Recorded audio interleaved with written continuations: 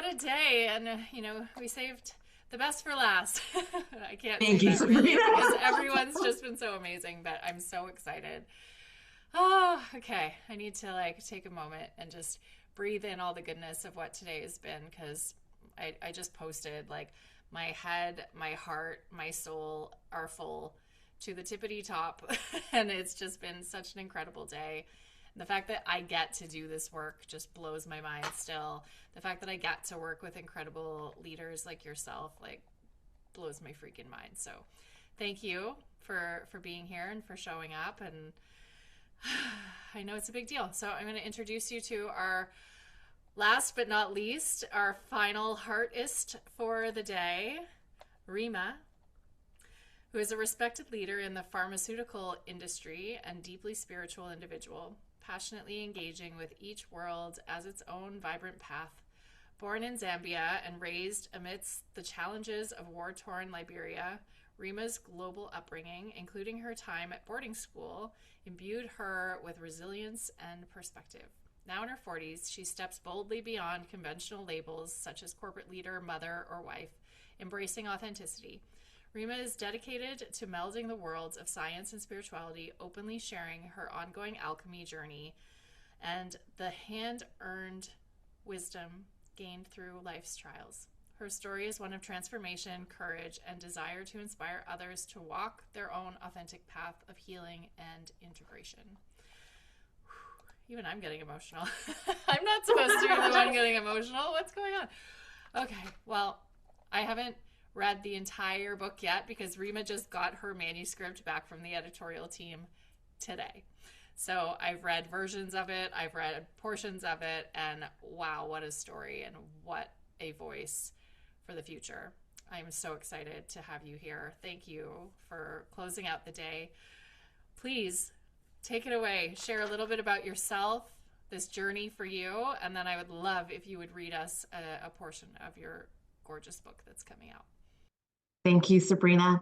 And, just before coming on to here, I was sharing with Sabrina, this is a moment for me as well, because I feel as I've gone through life, I've been this sort of outside facing, sort of, I'm going to say successful. I can say that now that I've had 7 years of therapy, leader within a corporate environment. I've seen myself as someone put together, so climbing the corporate ladder, doing all the right things that you're supposed to do in life.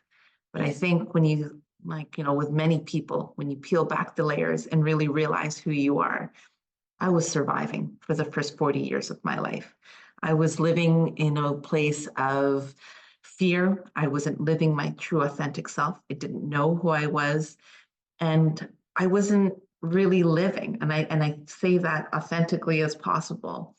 And as I was writing this book, it really was an unfolding of everything that I have been through. And when I think about, when you talk about transformation or alchemy or whatever you want to talk about, it's not a story that is specific to me. I think it's everyone's journey, everyone's human journey.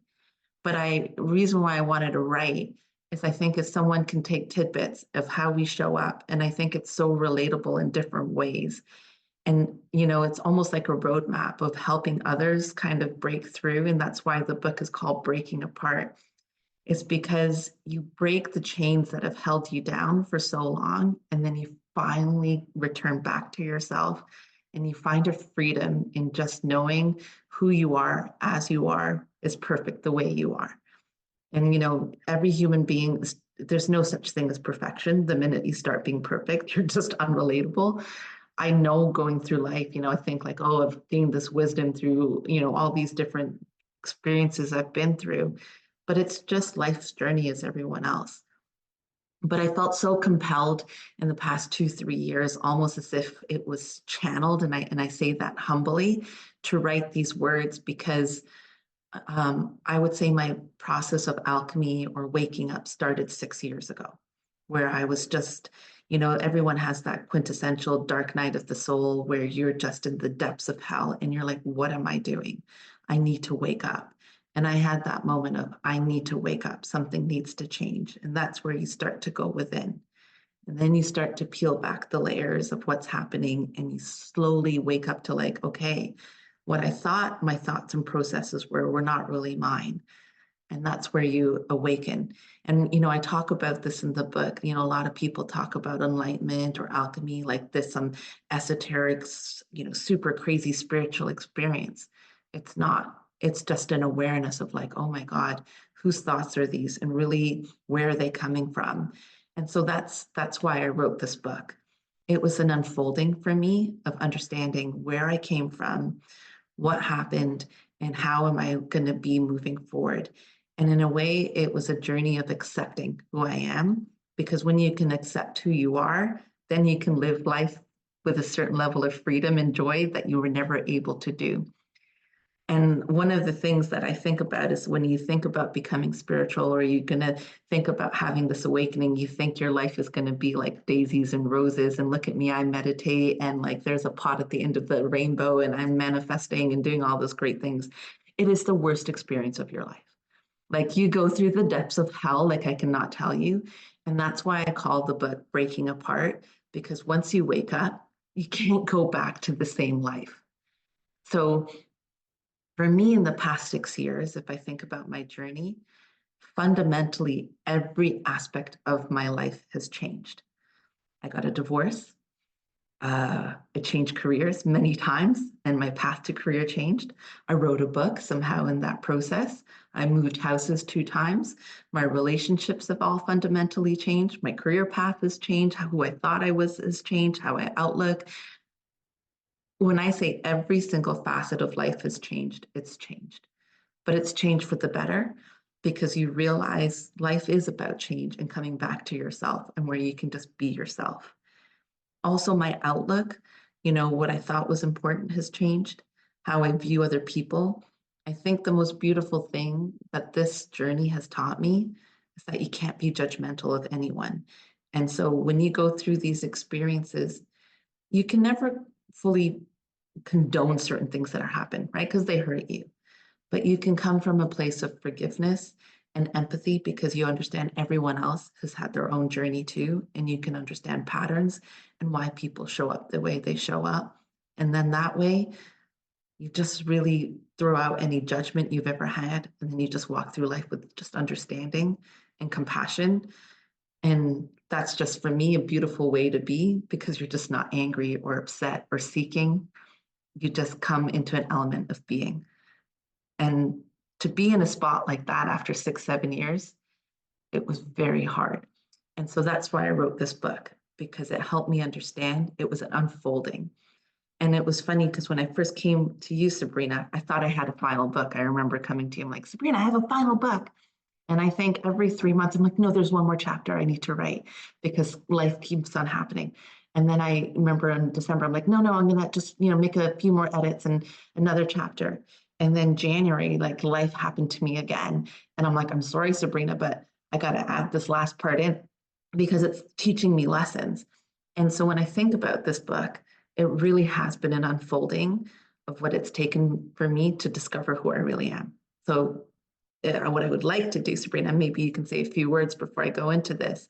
Um, I'd like to share the first chapter.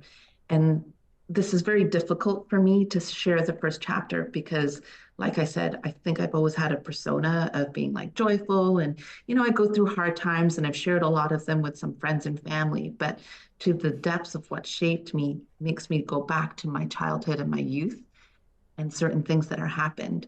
And you don't realize how painful it is for things to happen for you as a child that mold the way and dictate the way you live throughout life. And I was very fearful for writing this book because I'm exposing almost an entirely secret life to myself. So I find this occasion and this moment very special for me, because I wrote this book as a secret to myself. But I think the world can maybe benefit, or the viewers can benefit from hearing some of these words, because it is very difficult, and it talks about what you need to do to transform. Um, Yeah. and it's hard for me to share it out loud. And so I'm excited today to do it for the first time. Well, it's an honor to witness you and to be here, and I will be here holding space. And so will everyone tuning in to the replay and watching this. So take it away. So maybe I'm going to read the first chapter, and I call this the origin stories. And so the way maybe I can describe how the book goes before going into the chapter, I have a little bit of a prologue, and I describe, and you'll see a theme about an eagle throughout the book. And I love the story of an eagle, and I like it because it also like coincides with my age, so it makes it feel more relevant. But I don't know if you're familiar. There's a a story about an eagle that for the first 40 years of an eagle's life, it soars, it's a predator, it's a strong animal. But there comes a time where its beaks start to bend, its talons start to break, and the feathers on the chest start to stick to them. And so the eagle has a very difficult choice. Is that it has to basically go on a mountaintop and smash its beak so it can regrow. Then it has to pull out its talons once its new beak has grown, and then the feathers stick to their chest. And so it has to pluck out every new feather to grow new ones. And then only through after this painful process can it take the legendary eagle's flight and soar again. And I like this analogy because you hear a lot about metamorphosis of an eagle going into a cocoon and coming out. And I talk about how that's just fleeting. And I think, once the butterfly emerges, it kind of, has a couple of weeks to live, and then you don't really know what happens. The reason why I like the analogy of the eagle, first of all, it coincides with my age when all this happened. I think I had three main traumas in my life that I had to kind of undo and pluck out of my system to feel normal again. And I think healing is a layered process, right? You figure out one section and then you go a little bit deeper, and then you go into your shadows and you go a little bit deeper. And that's how you figure out like who you really are. And that's where you can get the strength to soar again. And so, the way I look at it, I've had a certain life for the first 40 years of my life, living in survival mode, living in a way that is making everyone else happy. And then now stepping into maybe even this moment, I might say, getting a little bit emotional, is how are you going to live now? How are you going to live after you've plucked out and got, new beak, new talons, or new feathers? And how are you going to soar? So that's kind of how I see the unfolding of the book. And you'll see a constant analogy of the eagle throughout the book. But if it's okay, Sabrina, I'd like to just read the first chapter, which is the origin story, if that's okay. So here goes. Every journey of transformation begins long before we're aware of it, quietly in the shadows of our earliest moments and in the fertile soil of our roots. To truly heal, it is essential to look back and gently unravel the threads from where you came, because our past silently molds the patterns we live by, often without conscious knowing. The traumas and experiences tucked away in our upbringing shape the lens through which we see ourselves and the world. These are what cause our beaks to eventually bend, our talons to become dull, and our feathers to cling to our soul, blocking our energy centers of life. As I share these pages, I invite you to walk with me through the story of my becoming, knowing that transformation requires not just the courage to move forward, but also the willingness to turn and face what lies beneath, our history, our wounds, and the hidden beliefs we carry inside. I write with caution and care, mindful of what is revealed and what remains protected, especially for the sake of those I love the most. I'm going to add here my children. But first, I want to share why the urgency to write these pages felt so strong. For me, writing became a form of therapy, a way to unravel the secrets that held me captive as I navigated an incredibly difficult period in my life. With each page, I found myself peeling back layers of my past, making sense of what had happened, and finding the strength to stand up for myself. By uncovering and understanding my experiences, I began to see a path towards healing, not just for me, but for anyone willing to look at their own story with honesty and compassion. My hope is that as I piece together the events that shape me, you might find comfort and inspiration to embark on your own journey of healing and self-discovery. So here goes. Throughout my life, I've faced three primary traumas. Each one, sorry about that. Each one, throughout my life, I faced three primary traumas, each one a defining challenge, much like the eagle's beak, talons, and feathers that require great effort to be plucked out in order to truly heal and grow. In addition to these central traumas, there were a series of difficult life events and circumstances scattered throughout my journey that, on reflection, proved integral in shaping the person I am today. From early childhood, I was first to learn how to close myself off from the world. I was sexually abused at the tender age of 6. Experiencing abuse left me feeling unsafe and powerless, teaching me to hide the most vulnerable parts of myself out of fear and self-protection. Even now, years later, my hands tremble and my heart tightens at the very thought of it. I don't understand why someone would do that to an innocent child who is powerless to defend themselves. Abuse is an exertion of power that shuts you down. It's a form of harm that shapes you in ways deeper than words. It silences your voice, shatters your sense of safety, and creates lasting barriers around your heart. When this happened to me, I was afraid to tell anyone. I was worried no one would believe me, and I didn't understand what happened, only that it felt deeply wrong and it left a mark on my spirit. And that fear and confusion made me even more isolated and forced me to carry the weight of the secret alone. Instead of innocence and openness, I grew up guarded and wary, always anticipating hurt. And these wounds just don't fade away. They shape how you connect with others, how you see yourself, and how you find or struggle to find trust and love. Healing requires acknowledging how these early pains rewired your instincts and gently beginning the process of unlocking the cage you built around your own light. You learn to bury and cope with the memory. I could never utter the words of what happened to me out loud. I was suffocated and by shame and deep-seated fear that if I tried to speak, no one would believe me. The pain was so raw that all I could do was hold it inside, convinced that silence was safer than the risk of rejection or disbelief. There was one time when I worked up the courage to write down the truth on paper and share it with a dear friend, but even then I could not say the words aloud. To this day, I still struggle to understand why the shame and fear ran so deep, why it took nearly 40 years before I could finally speak my story to those rare souls who made me feel safe enough to try. Each failed attempt at sharing my truth, especially with partners who didn't care or weren't able to listen, left me feeling even more abandoned and exposed, multiplying my vulnerability.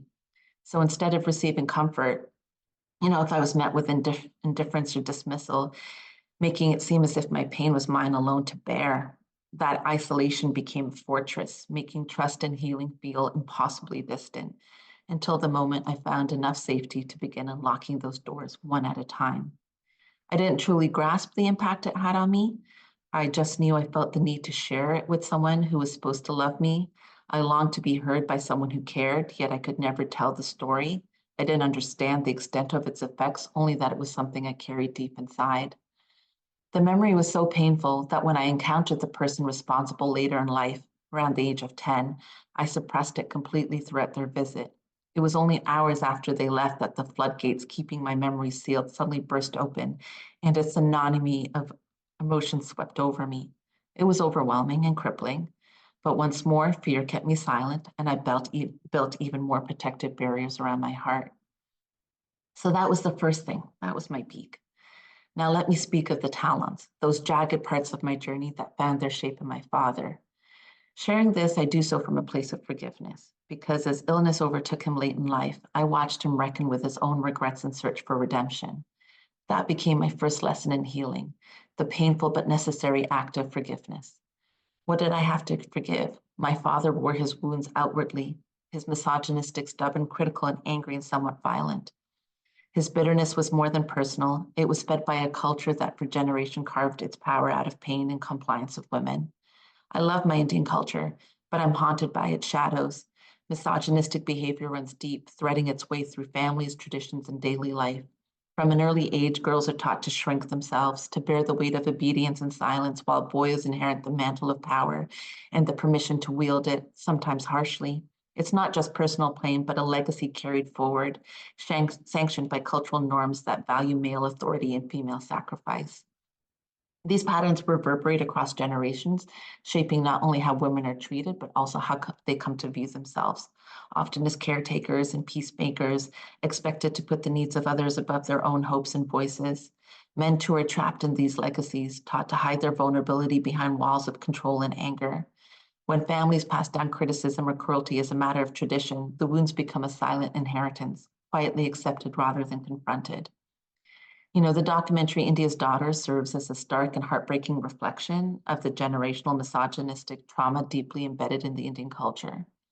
In 2012, Jyoti Singh, a young medical student, was brutally raped and murdered by a group of men in Delhi on a night she had decided to go out and watch a movie after writing her medical exams. In the aftermath of this horror, the film reveals how many in her own community, including prominent lawyers and family members of the perpetrators, blamed Jyoti for what happened to her. The prosecutor quoted that a female is just like a flower. It's good looking, pleasant. If you put that flower in the gutter, it is spoiled. If you put that flower in a temple, it will be worshipped. In our society, we never allow girls to go out from the house after 6:30 or 7:30. She should never have been put on the streets just like food. Rather than condemning the attackers, they questioned why she was out after dark, why she didn't conform to traditional expectations of women, and suggested her actions made her culpable. This kind of rhetoric perpetuates generational cycles that justify mistreatment and silence the voices of women who suffer. Watching India's Daughter, I'm reminded that misogynistic beliefs passed down through families and culture can manifest as cruelty, victim blaming, and the normalization of trauma. These are wounds that shape not only victims, but entire generations. I never faced such harsh conditions in my life. I was basically trained to be an A grade overachiever, but as long as no one noticed. Excelling was a must, but actual shining, no, I'd better shrink, blend in, avoid showing any dangerous signs of ambition. It felt like living in a very cozy, very invisible cage. My father had a personal vendetta against me going out late. He once had a notion that I should be home before dark. We lived in Canada, where it got dark at 5 p.m. In the winter, for a teenage girl, the rule was simply ridiculous. So as I got older, what did I do? I became a professional teenage escape artist. I would wait till everyone was snoring, then ninja my way out of dance parties. One night, I made my triumphant silent return, tiptoeing into my room like a shadow, not even making the floorboards squeak. I thought I won the stealth awards until I turned around and found my father sleeping in my bed. Cue paralyzing fear and sudden realization that teenage rebellion is best served with a better exit strategy. My father's attitude had a lingering effect on me. The constant need to prove myself manifested as anxiety, depression, and chronic illness. The ongoing domestic squabbles resulted in fractured relationships. The dysfunction was bad. The fights were bad. Broken glass, broken bones, broken furniture were not anomalies. I even had to bail my father out of jail, something a young adolescent who should be in their prime in university shouldn't have to do. Healing from such trauma demands more than personal resolve. It calls for the courage to question long-held beliefs, to unearth painful histories, and to honor the stories that have been denied or minimized. Only by recognizing and naming these generational hurts can we begin altogether to break the cycle and reimagine what love, respect, and equality can look like within all our families and communities. My father was shaped by a society in which he grew up. I can accept that people have experiences that make them guarded and mean, and that's why they lash out. He would project his insecurities onto us, which was difficult, but he was especially critical and cruel to my mother, who is the brightest angel in my life. I could never understand what compelled him to treat my mother in such a way. Why would anyone want to be harsh with an angel who's full of love and light and power? I also never understood why my grandmother accepted this type of behavior and implored my mother to acquiesce. But that was the society my grandmother had been raised in, so she didn't know any better. This is where our generation must own the challenge of becoming cycle breakers. Growing up in a household filled with chaos and toxicity, I was left grasping for ways to cope with emotional turmoil. Remember, I'd already lost my own voice at this point and put a cage around my heart, locking it away for protection. I had few options for survival, so I adapted in two fundamental ways. First, I normalized the dysfunction around me, rationalizing my father's behavior and convincing myself it wasn't that bad, telling myself stories like he only hits my mother once a year, or he didn't really mean to burst her eardrum, it only happened once. This normalization was necessary. I needed to keep loving him, and accepting this behavior felt like the only way to do it. Second, I escaped whenever I could. School, friends, sports, anything that offered me a break from the reality at home became a lifeline. Um, Lifeline. And through these escapes, I could find moments of relief, connection, and sense of control that were otherwise missing. These coping strategies helped me survive, but they also shaped the patterns of avoidance and self-silencing I'd confront later in my healing journey. My father's criticism and constant pressure marked every stage of my childhood and young adulthood. The expectation to be perfect, to excel in everything, and earn love or approval through achievement became an exhausting burden I carried for years. I always had to excel, get straight A's, and be at the top of the class in order to be worthy of love. By the time I reached university, this relentless drive had transformed into severe anxiety. One disappointing grade sent me spiraling into self-doubt, sleeplessness, and crushing sense of failure. I felt like I would never amount to anything and that my life was doomed. While others could shrug off setbacks, I found myself unable to breathe and I wasn't able to cope well. I remember rapidly losing weight and burning out, not from lack of ability, but from unbearable stress of trying to measure up. This pattern, rooted in my father's discipline and control, taught me that love was conditional and recovery would mean learning to separate my value as a person from the need to be perfect. It's only now, looking back, that I truly understand how much those early pressures shaped my patterns of anxiety and self-worth. My childhood with my father consisted of two versions of him. One was completely absent because I went to boarding school in a different country. And when we came to Canada, he continued to work in our home country. Then once he opened his own business in Canada, he became consumed with work and nothing else. The second version of my father was obsessed, overbearing, and critical. When he was around, conflict seemed to ensue. When he was overbearing, I was never able to fully excel, but as an absence, I would simply thrive. At the peak of when things got bad at home, I met another angel, my first real boyfriend. He was humorous, athletic, and fun. When you think of young love, that is what we had. He was the first person, apart from my mother, who let me see that I had something good inside of me. He made me feel special, so when I needed to escape, he was the perfect getaway. We make soul contracts with people as we come into this life, and I believe I made a contract with my first boyfriend that he would come into my life to show me a glimmer of joy so I could survive the chaos that was ensuing at home. That is why I feel it was no coincidence that when my mother finally worked up the courage to leave my father, my relationship with my boyfriend also ended. When we helped our mother leave our family home, it felt like shedding years of pain in a single decisive moment. We simply bought a new house and walked away, leaving everything behind. For 4 years, I had almost no contact with my father, no shared birthdays, no holiday gatherings, no lighting candles for Diwali. The guilt lingered, urging me to leave gifts or food at his doorstep, yet the fear of chaos returning kept me from reaching out any further. It was this It was as if when my mother decided to leave him, it gave me permission to leave as well. I couldn't bear being in his presence anymore, even though I still loved him. I can count on one hand the times I saw him during those years, each account stirring conflict between us, between love and protection. As much as I cared for my father, I had to put my own peace above everything else. The distance was painful, but it was also an act of survival, a way to honor my need for safety as much as turmoil. Then, as I began building a new chapter with my son, soon to be husband, my father quietly started weaving his way back into my life. The fragile peace was upended when, out of nowhere, we learned he was gravely ill, diagnosed with cancer. Just as I was finding a way to let him in, everything changed. I was confronted with the reality of his terminal condition. Amid the crisis, I saw my mother anew. Her strength, compassion, and devotion stood out in those long days. She cared for him entirely, tending to his every need and sacrificing herself to make his final days as gentle as possible. The only way I can describe her is as love and light wrapped in skin. I recall sitting with my father in the hospital after his surgery, watching him struggle through the pain. I wanted to comfort him, but he interrupted me with something I'll never forget. He said he'd never felt happier simply because his family was around him again.